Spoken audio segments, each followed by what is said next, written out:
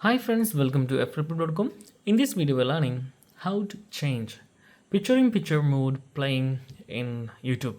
So whenever we are seeing a video, if you press anywhere, it will be start playing in picture-in-picture mode.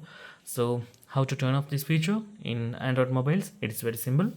Open your YouTube application, go to this section U, okay, select that.